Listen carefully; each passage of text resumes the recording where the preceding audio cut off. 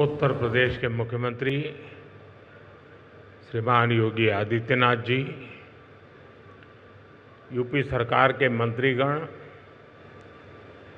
UP Bhajpa के अध्यक्ष भूपेंद्र चौधरी जी, उद्योग जगत के सभी साथी, अन्य महानुभाव, देवी और सज्जनों, यूपी इंटरनेशनल ट्रेड शो में आए सभी ट्रेडर्स, इन्वेस्टर्स, एंटरप्रेन्योर्स और नौजवान साथियों का मैं हृदय से बहुत बहुत अभिनंदन करता हूं।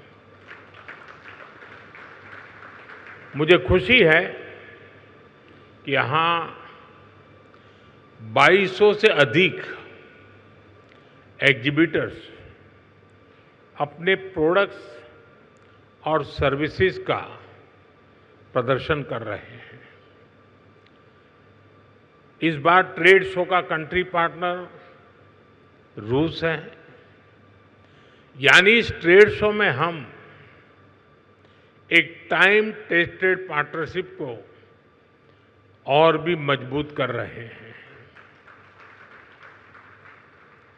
मैं मुख्यमंत्री योगी जी को, सरकार के अन्य सभी साथियों को, स्टेक होल्डर्स को इस आयोजन के लिए बहुत बहुत बधाई देता हूं। साथियों, आज हम सभी के मार्गदर्शक पंडित दीनदयाल उपाध्याय जी की जयंती है। दीनदयाल जी ने हमें अंत्योदय की राह दिखाई थी। अंत्योदय यानी जो सबसे आखिर में है उसका उदय, गरीब से गरीब तक विकास पहुंचे और हर भेदभाव समाप्त हो, यही अंत्योदय है। और अंत्योदय में ही सामाजिक न्याय की मजबूती रही हुई है। और आज विकास का यही मॉडल भारत दुनिया को दे रहा है। साथियों, मैं आपको एक उदाहरण दूंगा। आज विश्व में हमारे फिनटेक सेक्टर की बहुत चर्चा है। इस फिनटेक सेक्टर की सबसे खास बात है कि इसने समावेशी विकास को, इंक्लूसिव डेवलपमेंट को बहुत ताकत दी है, बढ़ावा दिया है। भारत ने ऐसे ओपन प्लेटफॉर्म बनाए जो सबको साथ लेकर चलते हैं। यूपीआई, आधार, डिजी लॉकर, ओएनडीसी, ये हर किसी को मौका दे रहे हैं। यानी platform for all, progress for all. आज भारत में इसका असर हर जगह दिखाई देता है। मॉल में शॉपिंग करने वाला भी यूपीआई इस्तेमाल करता है और सड़क पर चाय बेचने वाला भी यूपीआई का इस्तेमाल करता है। फॉर्मल क्रेडिट जो कभी सिर्फ बड़ी कंपनियों को मिलता था, वही अब पीएम स्वनिधि से रेहड़ी ठेले वालों तक पहुंचता है। साथियों, ऐसे ही गवर्नमेंट ई मार्केटप्लेस यानी जैम है। एक समय था, अब सरकार को कोई सामान बेचना और बड़े प्लेयर्स के बस की बात, उन्हीं के कब्जे में था एक प्रकार से। लेकिन आज जैम पोर्टल से करीब 25 लाख सेलर्स और सर्विस प्रोवाइडर्स उससे जुड़े हुए हैं और सरकार को सप्लाई का काम कर रहे हैं। ये छोटे छोटे ट्रेडर्स हैं, उद्यमी हैं, दुकानदार हैं, जो भारत सरकार की जरूरत के हिसाब से वो सीधे अपना सामान भारत सरकार को बेच रहे हैं और भारत सरकार खरीद रही है। आप हैरान रह जाएंगे कि अब तक जेम के माध्यम से भारत सरकार ने 15 लाख करोड़ रुपए का सामान या सर्विस खरीद चुके हैं। इस पोर्टल पर करीब करीब 7 लाख करोड़ रुपए का सामान हमारे एमएसएमई लघु उद्योगों से खरीदा गया है। पहले की सरकारों में ये सोचना भी असंभव था, लेकिन आज देश के दूर सुदूर कोने में जो छोटा सा दुकानदार है वो भी जेम पोर्टल पर अपना सामान बेच रहा है और यही तो सच्चे अर्थ में अंत्योदय है। यही विकास का आधार है।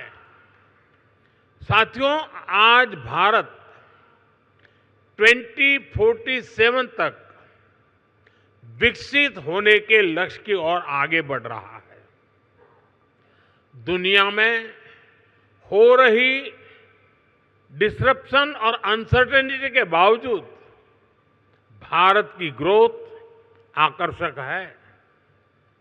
डिसरप्शन हमें भटकाते नहीं, लेकिन हम उस परिस्थिति में से नई डायरेक्शन खोजते हैं, नई डायरेक्शन का मौका ढूंढते हैं। इसलिए इन डिसरप्शन के बीच आज भारत आने वाले दशकों की नींव मजबूत कर रहा है और इसमें भी हमारा संकल्प है, हमारा मंत्र है आत्मनिर्भर भारत। दूसरों पर निर्भर होने से ज्यादा व्यवस्था कोई और हो ही नहीं सकती। बदलती हुई दुनिया में जो देश जितना ज्यादा दूसरों पर निर्भर रहेगा उसकी ग्रोथ उतनी ही कॉम्प्रोमाइज रहने वाली है। और इसलिए भारत जैसे देश को किसी पर निर्भर रहना अब मंजूर नहीं है। इसलिए भारत को आत्मनिर्भर बनाना ही होगा। हर वो प्रोडक्ट जो हम भारत में बना सकते हैं वो हमें भारत में ही बनाना है। आज यहां मेरे सामने इतनी बड़ी संख्या में उद्यमी हैं, ट्रेडर्स हैं, एंटरप्रेन्योर्स हैं। आप इस आत्मनिर्भर भारत अभियान के बहुत बड़े स्टेक होल्डर्स हैं। मेरा आज आपसे आग्रह है, अपना बिजनेस मॉडल ऐसा बनाइए जो आत्मनिर्भर भारत को मजबूती देता हो। साथियों, आप सभी जानते हैं आज सरकार मेक इन इंडिया पर, मैन्युफैक्चरिंग पर कितना बल दे रही है। हम चिप से शिप तक भारत में बनाना चाहते हैं और इसलिए आपकी ईज ऑफ डूइंग बिजनेस के लिए हम लगातार काम कर रहे हैं। सरकार ने 40,000 से ज्यादा कंप्लायंस खत्म किए हैं। व्यापार कारोबार में होने वाली जिन छोटी छोटी गलतियों पर आपके खिलाफ केस होता था, ऐसे सैकड़ों नियम उनको सरकार ने डीक्रिमिनलाइज कर चुकी है। सरकार आपके साथ कंधे से कंधा मिलाकर चल रही है। लेकिन साथियों, मेरी कुछ अपेक्षाएं भी हैं जो मैं जरूर आपके साथ शेयर करूंगा।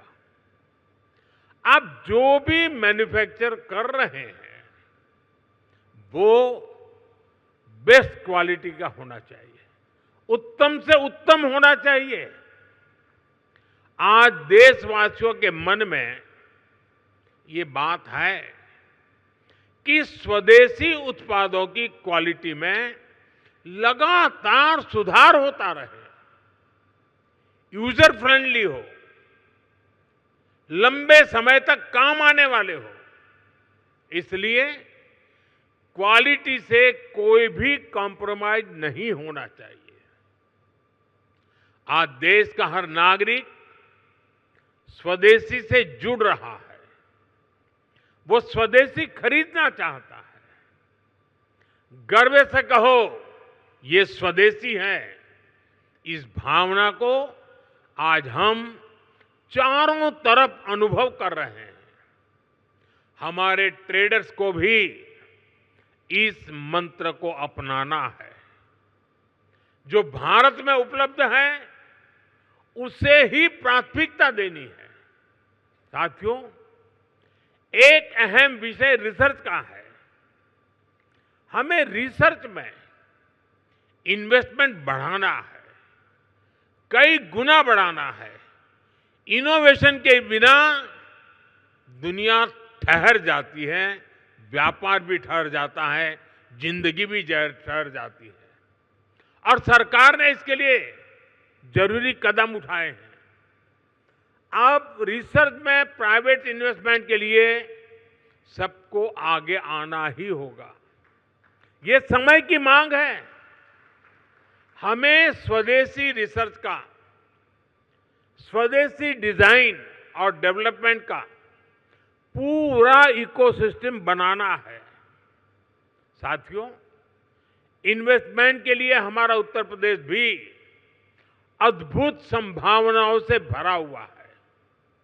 बीते कुछ वर्षों में यूपी में कनेक्टिविटी की जो क्रांति हुई है उसने लॉजिस्टिक कॉस्ट को बहुत कम कर दिया है। यूपी देश में सबसे ज्यादा एक्सप्रेस वे वाला प्रदेश बन चुका है। यूपी देश के सबसे अधिक इंटरनेशनल एयरपोर्ट वाला प्रदेश है। ये देश के 2 बड़े डेडिकेटेड फ्रेट कॉरिडोर्स का हब है। हेरिटेज टूरिज्म में भी यूपी नंबर 1 है। नमामि गंगे जैसे अभियानों ने यूपी को क्रूज टूरिज्म के लिए उसके मैप पर ला करके अपना स्थान बना दिया है। वन डिस्ट्रिक्ट वन प्रोडक्ट ने यूपी के अनेकों जिलों के प्रोडक्ट को इंटरनेशनल मार्केट में पहुंचा दिया है। और मुझे तो विदेशी मेहमानों से मिलना होता है तो आजकल मुझे कोई क्या देना है बहुत ज़्यादा सोचना नहीं पड़ता है। ये वन डिस्ट्रिक्ट वन प्रोडक्ट का कैटलॉग हमारी टीम देख लेती है, बस उसे दुनिया भर के देश के लोगों को मैं दे देता हूं। साथियों, मैन्युफैक्चरिंग में भी यूपी नए रिकॉर्ड बना रहा है।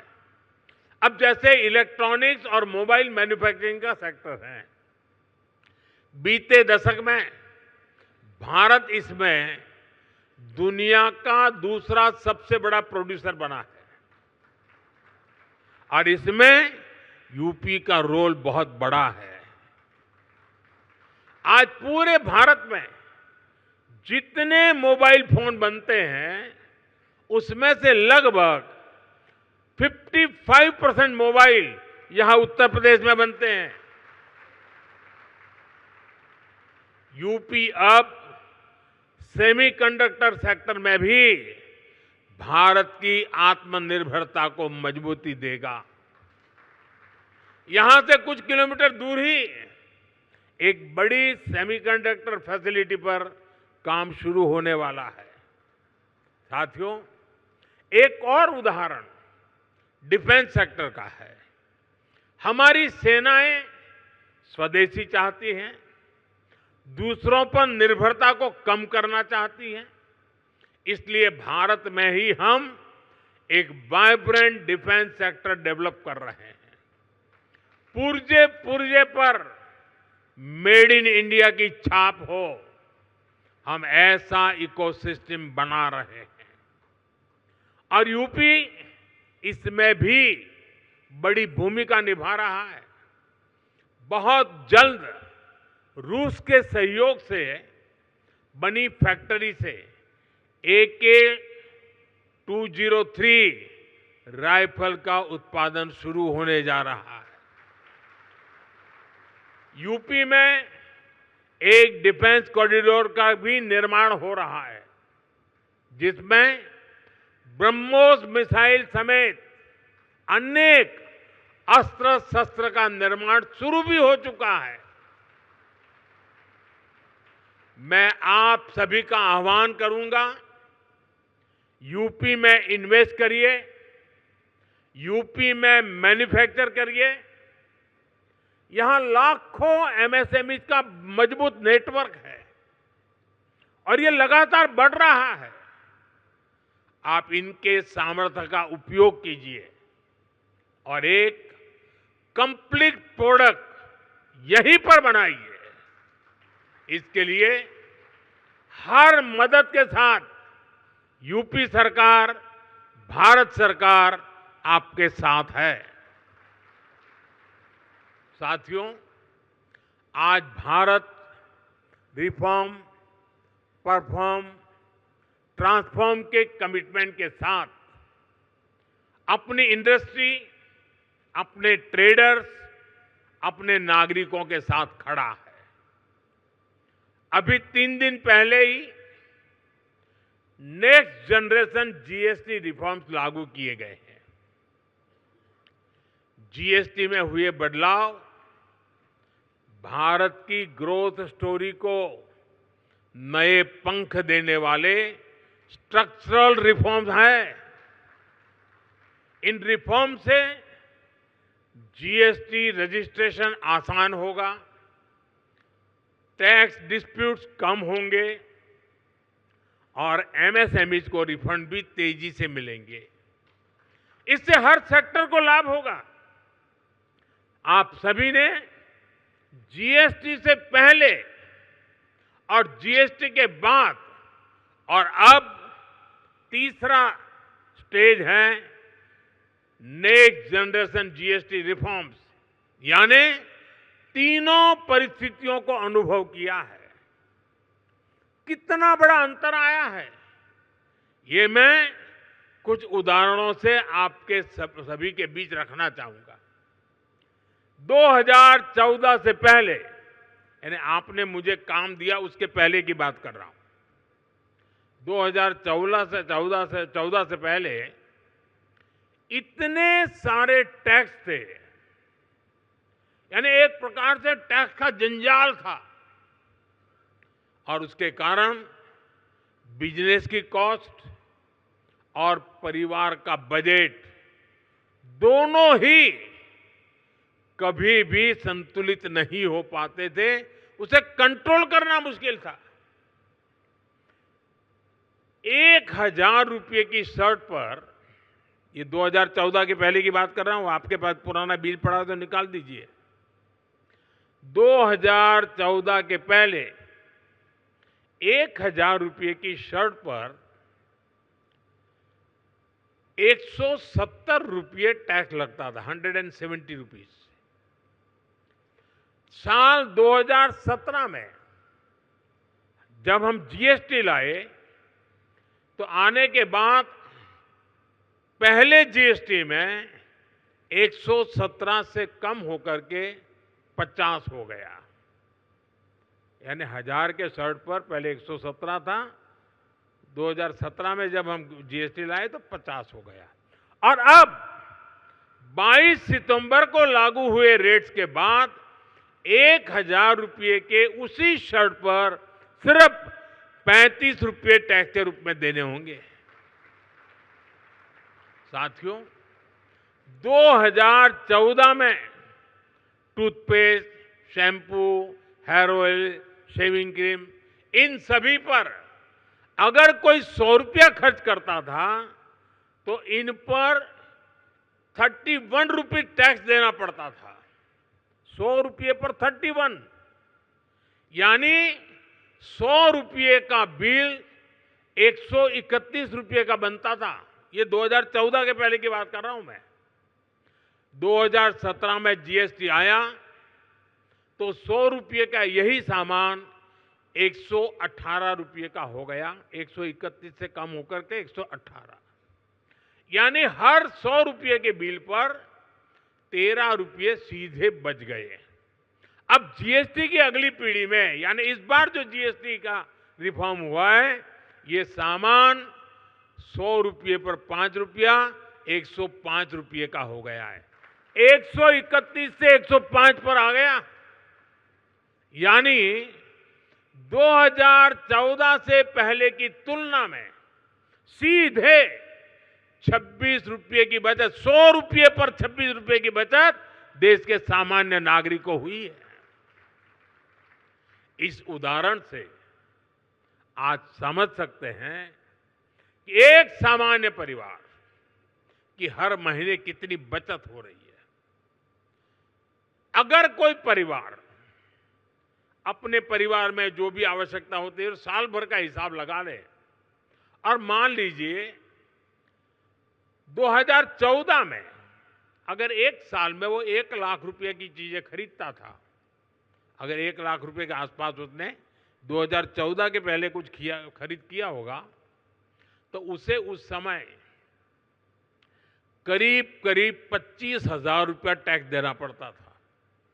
अगर साल भर में 1 लाख रुपया की चीजें उसने खरीदी तो 25,000 रुपया टैक्स था 2014 के पहले, मेरे आने से पहले। ये बयान बहादुर लोग आजकल बयान करते हैं ना, जरा उनको सुनाइए। लेकिन अब नेक्स्ट जनरेशन जीएसटी के बाद उसी परिवार को सालाना सिर्फ 25,000 से कम होकर के करीब करीब 5-6 हजार रुपया तक टैक्स आ गया है। 25,000 से 5,000, क्योंकि जरूरत के ज्यादातर सामान पर अब सिर्फ 5% जीएसटी हो गया है। साथियों, हमारे यहां गांव की अर्थव्यवस्था में ट्रैक्टर की बड़ी भूमिका है। 2014 से पहले एक ट्रैक्टर खरीदने पर 70,000 रुपये 70,000 रुपये से अधिक टैक्स देना पड़ता था। ये 2014 से पहले 70,000, अब उसी ट्रैक्टर पर सिर्फ 30,000 रुपये का टैक्स लग रहा है। यानी किसान को सीधे एक ट्रैक्टर पर 40,000 रुपये से अधिक की बचत हो रही है। ऐसे ही 3 व्हीलर गरीब के लिए रोजगार का बहुत बड़ा माध्यम है।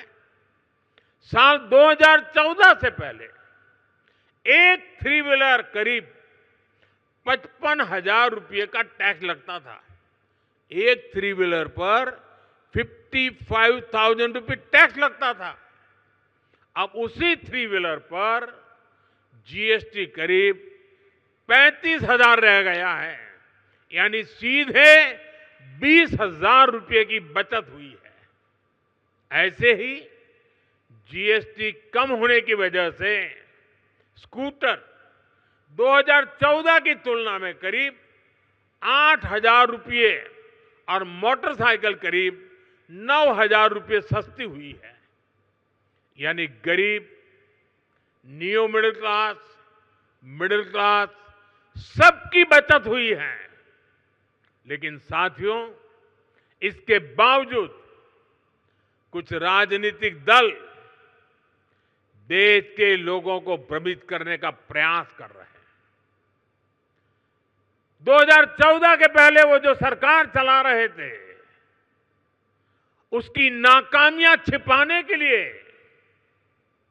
कांग्रेस और उसके साथी दल जनता से झूठ बोल रहे हैं। सच्चाई ये है कि कांग्रेस सरकारों के समय टैक्स की लूट मची हुई थी और लूटे हुए धन में से भी लूट होती थी। देश के आम नागरिक को टैक्स की मार से निचोड़ा जा रहा था। ये हमारी सरकार है जिसने टैक्स को बड़े पैमाने पर कम किया है, महंगाई कम की है।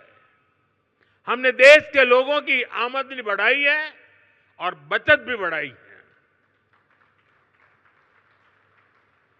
जब 2014 में उनकी सरकार थी, 2 लाख रुपए तक इनकम टैक्स माफ था, 2 लाख रुपए सिर्फ।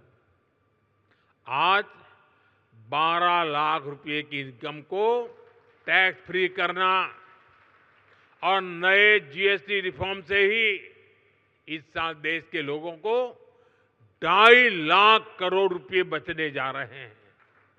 देशवासियों की जेब में 2.5 लाख करोड़ रुपया बचेगा और इसलिए तो देश आज गर्व के साथ जीएसटी उत्सव मना रहा है, जीएसटी बचत उत्सव मना रहा है। और मैं आपको बताना चाहता हूं, हम यहीं नहीं रुकने वाले। 2017 में हम जीएसटी लाए, आर्थिक मजबूती का काम किया और 2025 में फिर से लाए, फिर आर्थिक मजबूती करेंगे और जैसे जैसे आर्थिक मजबूती होगी टैक्स का बोझ कम होता जाएगा।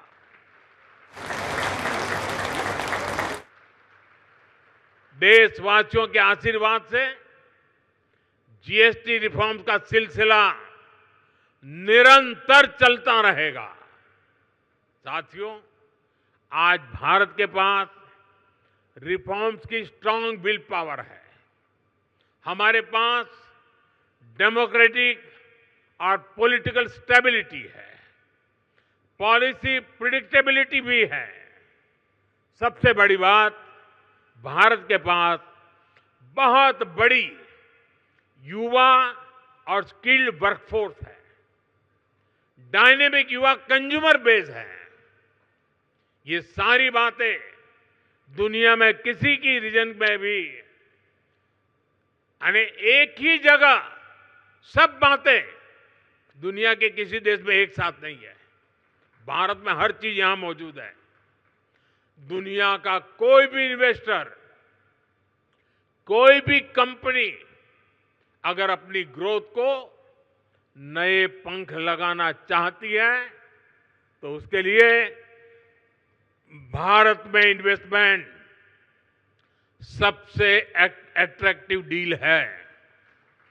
इसलिए भारत में इन्वेस्ट करना, यूपी में इन्वेस्ट करना आपके लिए विन विन सिचुएशन है। हम सभी के प्रयास मिलकर विकसित भारत बनाएंगे, विकसित यूपी बनाएंगे। एक बार फिर आप सभी को इंटरनेशनल ट्रेड शो के लिए मैं बहुत बहुत शुभकामनाएं देता हूं। बहुत बहुत धन्यवाद।